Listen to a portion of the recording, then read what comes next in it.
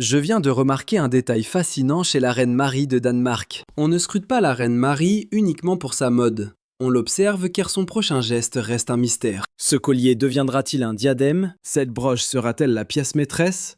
Ce bijou oublié renaîtra-t-il totalement métamorphosé? Cette imprévisibilité fait sa force. Avant de découvrir ensemble sa métamorphose la plus audacieuse, remontons le temps jusqu'au jour de son mariage. L'histoire commence véritablement le 14 mai 2004. Ce jour-là, Mary Donaldson est devenue la princesse héritière du Danemark. Contrairement à d'autres mariées royales, Mary n'arborait pas l'un de ces grands diadèmes historiques d'Europe. Pas de kokoschnik imposant en diamant, pas d'émeraude massive, ni de tiare d'état vieille de plusieurs siècles. Elle portait plutôt une pièce d'une délicatesse surprenante. Son diadème de mariage était un fin bandeau de diamants au motif de lys. Il intégrait des pointes offertes par la reine Margaret et le prince Henrik juste avant les noces. Ses origines exactes n'ont jamais été révélées officiellement. Les historiens de la joaillerie royale ont longtemps soupçonné un achat aux enchères. Selon eux, ce bijou a été acheté, et non hérité, de la collection royale principale. La mariée l'a associé à des boucles d'oreilles en perles et diamants d'inspiration géorgienne. À vrai dire, elles attiraient bien plus le regard que son diadème. Au premier regard, beaucoup trouvaient cette parure presque trop modeste pour une future reine. C'est peut-être pourquoi la reine Marie a choisi plus tard de la transformer. Des années plus tard, ce diadème est réapparu discrètement sous une forme totalement métamorphosée. En 2011, la joaillière danoise Marianne Dulon a retravaillé la pièce. Elle ajouta des perles amovibles sur la base et au sommet des pointes. Soudain, l'humble diadème a gagné en douceur, en hauteur et en présence. Une métamorphose subtile mais absolument brillante. Orné de ces perles, le diadème scintillait magnifiquement sous les projecteurs. Sans elle, il conservait un style moderne et épuré. Mary a littéralement transformé un diadème en deux bijoux distincts. Le plus fascinant reste que ces ajouts de perles étaient totalement amovibles. Ainsi, la structure d'origine est restée intacte.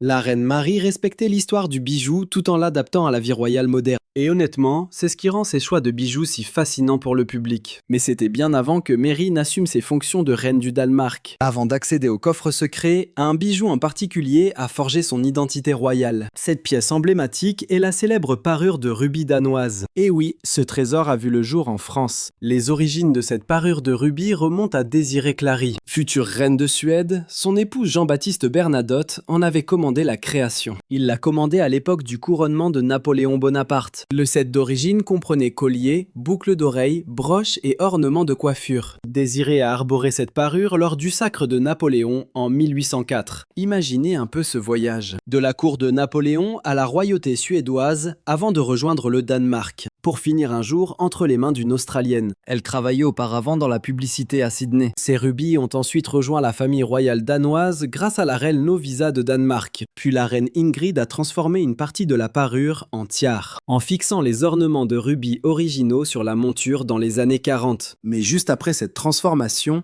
un événement curieux s'est produit. Cette parure historique de rubis et diamants fut prêtée à sa fille de 10 ans, la princesse Bénédicte, pour un spectacle au château de Fredensborg en 1954, avec une robe ayant appartenu à la reine Désirée. Imaginez un peu, de somptueux bijoux du couronnement de Napoléon portés par une si jeune princesse. Mais c'est Marie qui a rendu cette parure à nouveau célèbre. En 2010, la tiare a été modifiée et montée sur un tout nouveau support. Et 2 barrettes à cheveux ont été créées avec les pièces restantes. Les boucles d'oreilles et le collier ont reçu de nouveaux mécanismes pour être portés de différentes façons. Mais ce n'était pas suffisant. Elle a testé diverses combinaisons de colliers, portant parfois la tiare haute et royale, et parfois plus basse et délicate. Et surtout, elle a porté cette parure de manière si constante, au point que les jeunes passionnés de royauté pensent probablement que ces rubis danois ont été créés spécialement pour la reine Marie. C'est la preuve de son immense influence. À cette époque, elle n'avait aucun collier assorti à sa tiare de mariage. En 2012, elle prend une décision brillante. Elle repère aux enchères et s'offre une parure édouardienne oubliée. Ni héritée, ni offerte, achetée. Datant de 1900 à 1910, l'ensemble comprenait diamants, rubis et spinels. Mais Marie ne s'est pas contentée de la porter telle qu'elle. Elle l'a transformée en tiare. Prenons un instant pour y réfléchir. Une future reine qui s'offre des bijoux aux enchères pour concevoir une pièce unique qui n'appartient qu'à elle. Elle a dévoilé cette création unique quelques années plus tard, et c'est immédiatement devenu l'un de ses bijoux emblématiques. Mais surtout, les joailliers royaux avaient compris sa vision des choses. Un bijou n'est pas figé. il évolue. Cette simple décision a ouvert un nouveau chapitre pour la collection royale danoise. En 2024, la reine Marie a présenté une nouveauté absolue. Un diadème bandeau créé à partir des diamants d'une ceinture historique.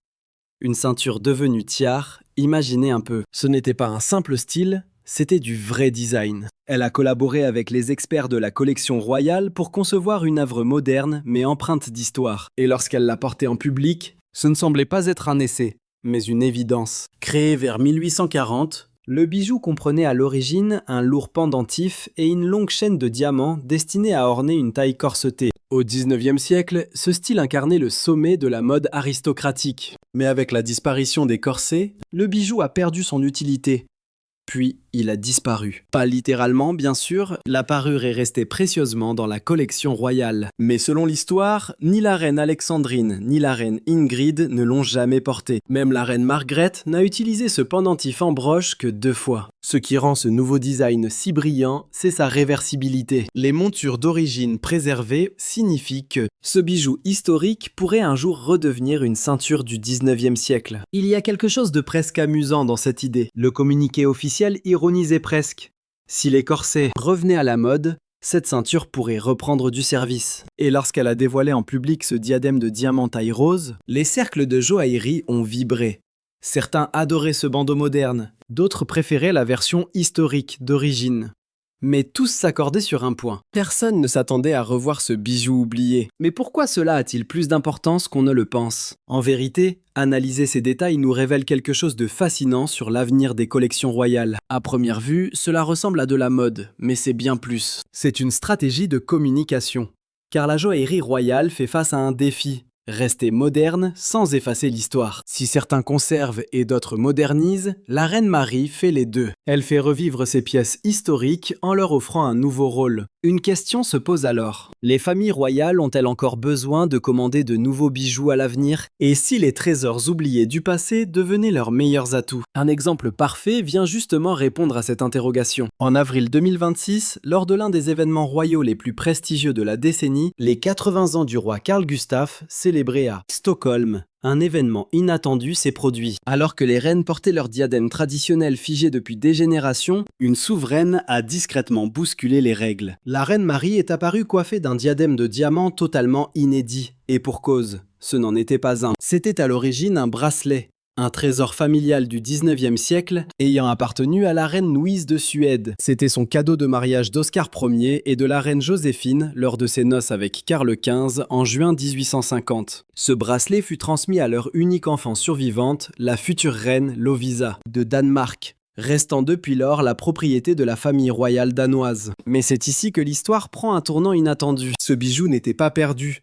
C'est simplement que nous ne l'avions pas reconnu. La reine Margaret le portait souvent en ras de cou, fixé sur un ruban de velours, l'associant volontiers à une autre pièce étincelante, l'ornement floral de sa coiffure. Mais ce n'était jamais un diadème. Et c'est là qu'un nouveau chapitre de la joaillerie s'ouvre. Les choix de la reine Marie pourraient redéfinir l'avenir des collections royales. Car réfléchissons-y bien.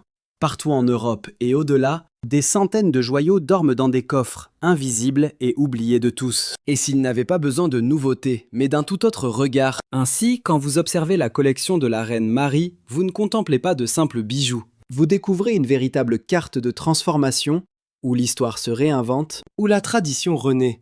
Car face à des parures royales souvent immuables, la reine Marie pose une toute autre question. Et s'il n'en avait pas besoin? Parfois, elle n'a même pas besoin de modifier physiquement un bijou. Parfois, il suffit simplement de le porter. Ce fut le cas pour l'un des plus anciens trésors royaux du Danemark, le diadème en camée de Caroline Amalie. Cette création est pourtant bien loin des parures de diamants étincelantes, que l'on associe habituellement à la royauté moderne. Ce diadème en camée est néoclassique, d'apparence presque archéologique, orné de camées sculptées inspirées de la Rome et de la Grèce antique. Il date du début du 19e siècle et appartient à une parure extraordinaire, avec boucles d'oreilles, bracelets et broches. Lorsqu'elle est apparue parée de ces camées, le public a soudain réalisé à quel point ce bijou était spectaculaire sous les projecteurs modernes. Au lieu d'essayer de le moderniser, elle a joué sur son ancienneté. Un choix brillant, car ce diadème n'a pas vocation à paraître moderne. Il doit inspirer la grandeur impériale. Et le plus fascinant, c'est que nous n'en sommes probablement qu'au début.